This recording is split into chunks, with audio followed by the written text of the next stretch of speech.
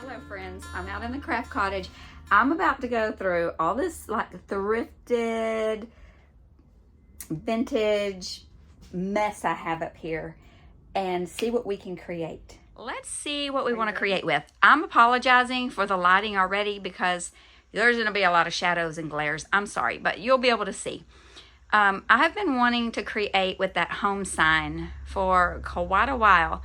I got that at a garage sale in Oklahoma when I was going to visit my husband's family. It is rather heavy. I think I usually try to leave the tags on. I'll see if I can find the tag on it. Didn't pay very much for it. I think we can make something cute out of this. So let's grab this one. And let's see. Let me put it down. Okay. Let's see what else up here looks fun. I have some bed springs. I have this dough bowl. It's not antique or antique. It's not antique. That's a new word. Antique and vintage mixed. How about that word? Antique. I also have this bottle. It's not, I don't think it's vintage, but you could totally make it look vintage. I've been wanting to do something with that as well. I also have this little matchbox thingamajigger I've been wanting to use. There's this box full of all kinds of vintage goodies. I really have been wanting to do this lately. Let me grab this little brush. Isn't this so cute? We're gonna grab that. What else is over here? I've really been wanting to create with this too. There's gonna be no theme to this. I've been really wanting to do this for my granddaughter. You may have seen when I did the cottage makeover, she really liked that. So I'm gonna do that. I'm gonna set this aside. Let's see, we have 3 items. Is 3 enough? Should we do one more? Is there something else in here? There's a lot of rusty, crusty goodness. Look how cute that little shoe form is.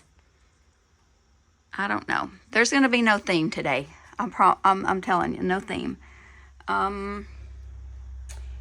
What 3 items do I have? Okay. Look, I say there's no theme, but what do I have already? I love these brushes, but I would rather do them in a themed kind of thing where I have like several brushes and different ways to do them. Oh my gosh, can you even hear me? I'm making so much noise. Yeah, I have quite a few of those brushes. I have quite a few of those brushes, but I think I'm going to wait and do them in a video all together. I really do like this little matchbox holder. Maybe I'll grab that too. Okay, so my home sign is not vintage, but we're going to do the home sign anyway, and we're going to make it look vintage. Okay. Let's get crafting. We're going to start with this little vintage powder puff box. I looked this up on Google and they start anywhere from $25 to $300 depending on the shape they're in and how old they are. They dated back to about the 1930s. So you put your powder and your powder puff in here.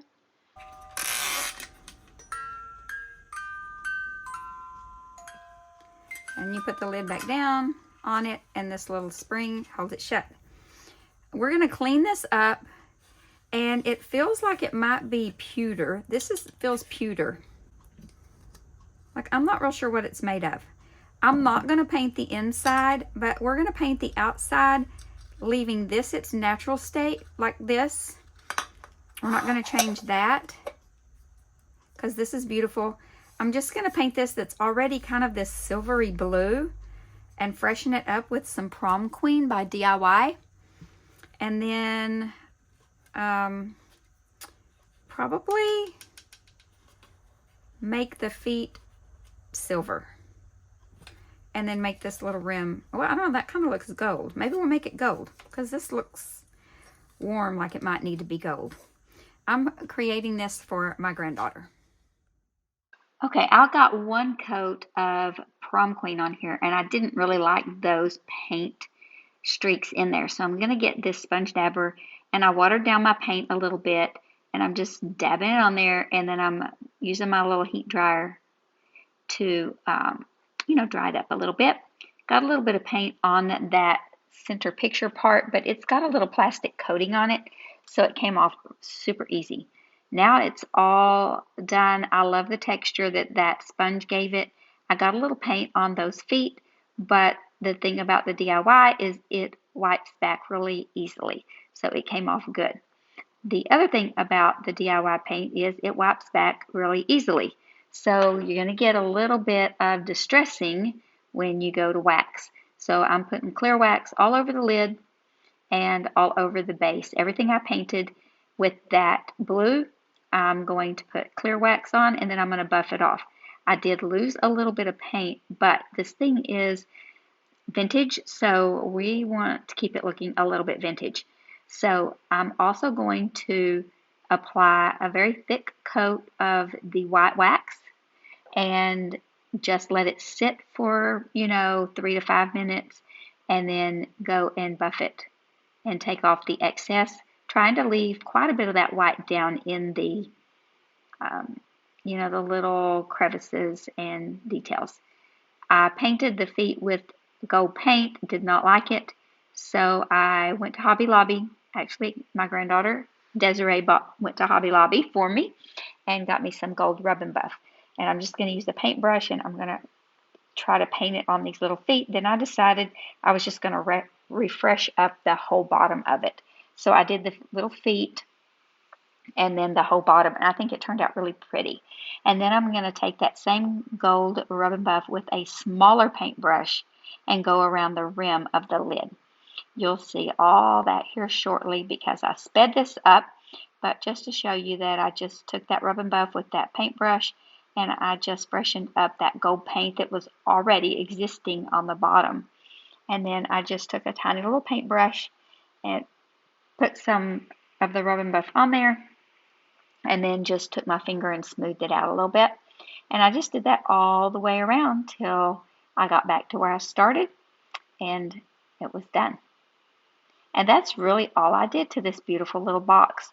I'm not going to lie, I really did like the way it looked before I painted it, but I do like how it turned out, and I think that Lucy is going to love it.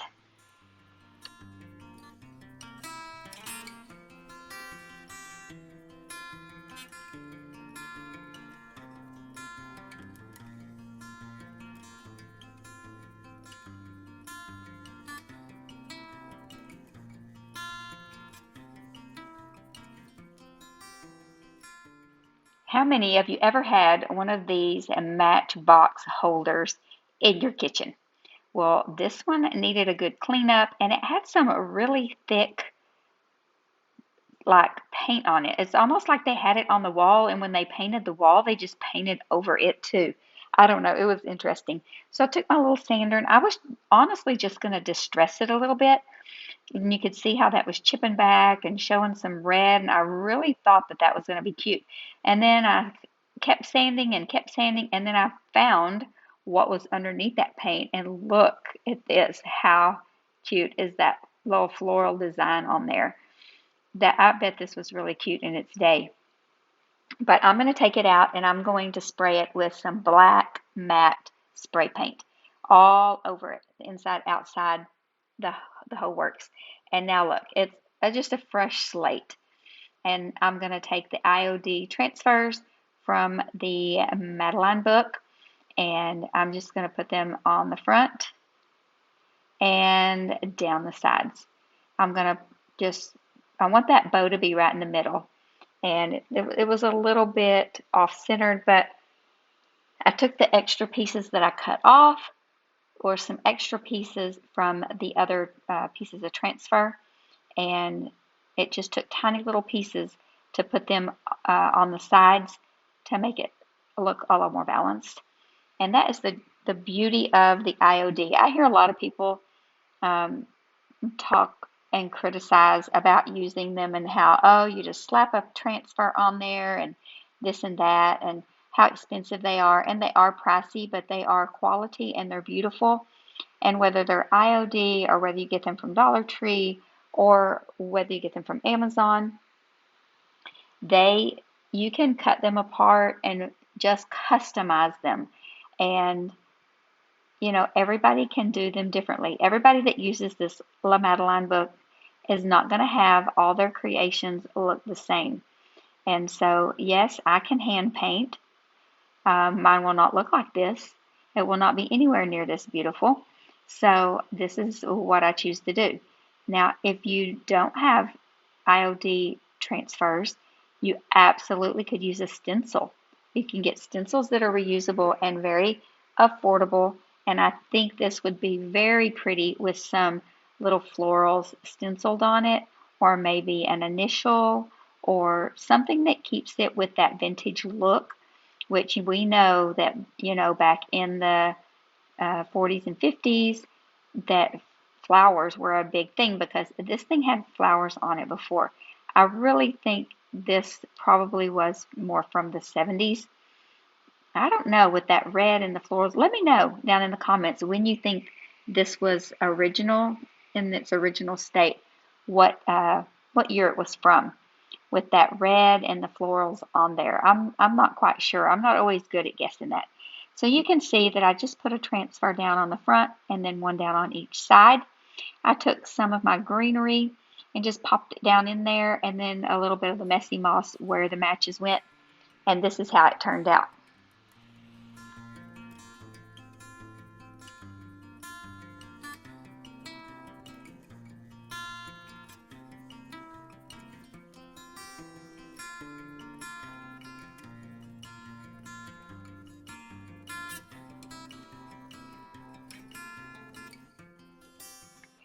This is a vintage brush, and it has done some brushing.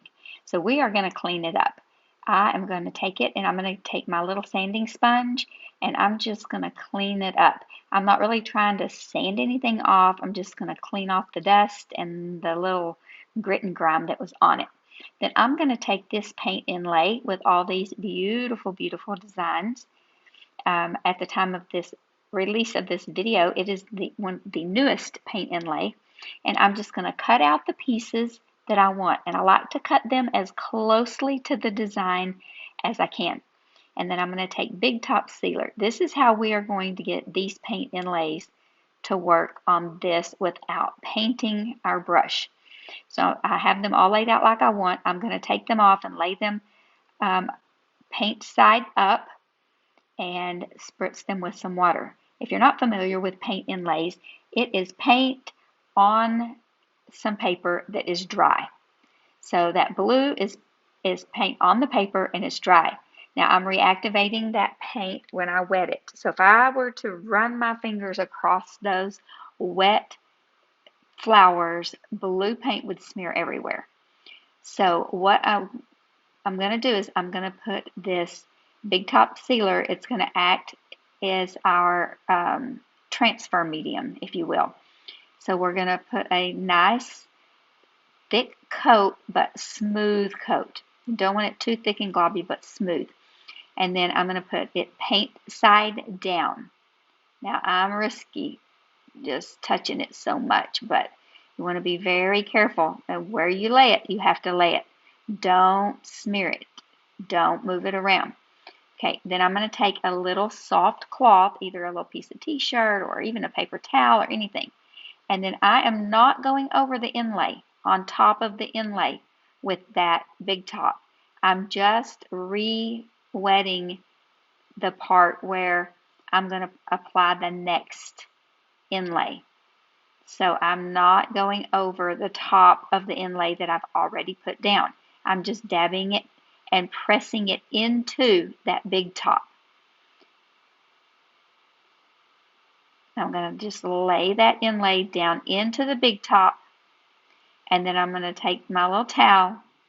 Well, first I'm going to cut off that excess right there, and I'm just going to press it. Now I didn't get any Big Top on the edges right there, so I'm going to put some on the edge so that I can wrap it around, and I'm just pressing it gently. It doesn't look gently, but I'm pressing it gently. I think it looks rough because I sped it up. But you're just going to press it gently down into that Big Top Sealer so that that paint off of that paper is going to be pressed into the big top. Okay, and then once we get all that done, we're going to just pat it, pat it, pat it. Make sure we don't have a lot of excess water. We're going to give it some time, and we're going to let it dry. Once it's completely dry, that paper looks white again. So that's how you know it's completely dry. I like to let mine naturally air dry. Sometimes I'll use the heat gun, but I like to let it dry. Now we're going to spritz it with some water, and we're going to just wait a few little minutes and let that paint, those paint inlays soften up so we can peel them back. Now I'm just going to wipe up my mess. I'm going to wipe up all that excess water and pat, pat, pat. We're not rubbing anything. Please do not rub them. You will have a painted smeary mess. And then I like to use my tweezers. You can use your fingers if you want. I didn't get that edge wet enough, so I'm just going to spritz a little more water on there. And then this peel and reveal is one of my favorite things. I absolutely love. Now I'm going to go grab a paper towel because we're going to save these and reuse them, because you can reuse your paint inlays up to 3 times and still get a fairly good image. It'll look a little lighter and a little more distressed each time you use it, but the inlays tend to have that look anyway. So if you don't like that look, you won't like the inlays. Okay, 2 thumbs up. I'm going to go ahead and dry this with my heat gun, and then I'm going to take it outside and I'm going to spray it with a clear matte finish. If you try to seal this with wax, that paint will smear. I do not know how to do it and it not smear. So if you know how to do that, you can leave that down in the comments below. But I love how it works with the matte spray finish. It works quick. That spray dries fast, and so we don't have to worry about anything smearing. I'm going to take some chiffon ribbon, yes I am, and a little bit of lace, and just make a little hanger. Probably not going to hang it, but I just think that looks cute on there.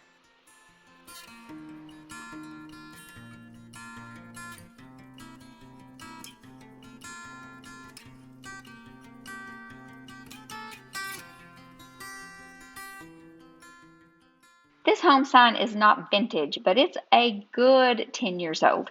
So we're going to take the little black dress and vintage linen. I'm going to do the letters in black and the base in white. And by the power of editing, it's all done.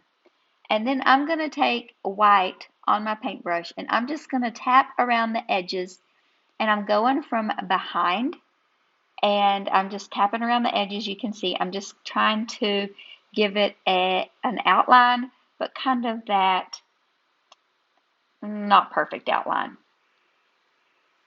And you can see on the other letters how the finished outline looks, but I'm just showing you that I'm just tapping, tapping, tapping around the edges, usually with the side of the paintbrush.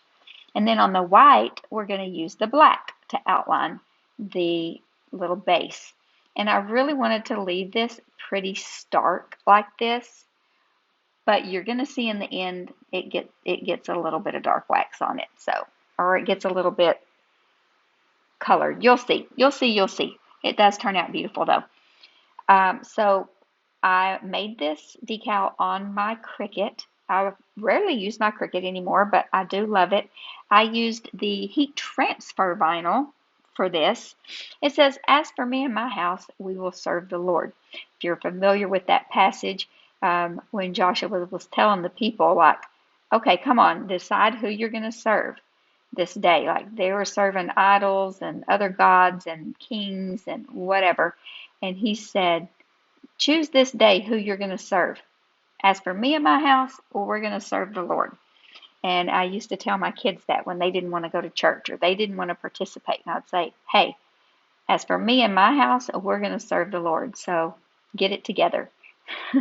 So anyway, you can see I just used my little heat press and I ironed it on and I peeled it off, and it works great. I've done this on many, many projects, wood projects, and it works great. And I just like to go ahead and kind of press it down with my hand and the parchment paper to make sure it's all adhered good. Here we go with those Madeline transfers again, and I just love these birds and florals. So I'm going to not show you every letter because this video is going to be super long, and I've done a lot of transfers in this book already. In this video already.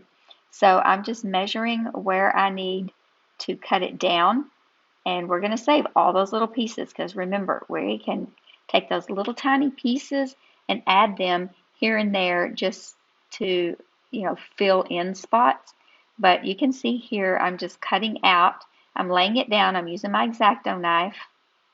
I have that little block of wood under there so that it lays flat for me. It's not bouncing around. I'm going to line that back up where it was, and then I'm going to peel the backing off, and then I'm going to line it up, and then just rub, and then peel it back, just like I always do every transfer with my little stick. Just rub all over. Now I am going to take my X-Acto knife and cut out the bottom of that H because I forgot to while the backing was still on. It was a lot easier to cut like this than it was with the backing on.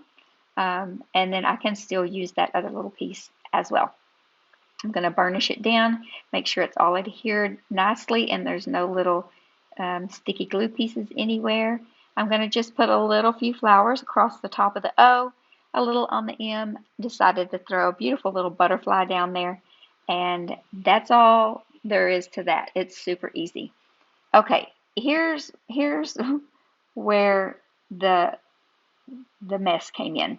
I started using the clear wax, and that DIY paint, it just kind of comes off when it gets any kind of moisture, and the wax is wet, and so it also smeared down onto my white. So I tried to take clear wax and kind of erase it a little bit, and a little bit of it did come off, but I just embraced it, and it looks fine. Then I took a little piece of chiffon ribbon that kind of matched the florals and put a little bow on the O, and this is how it turned out.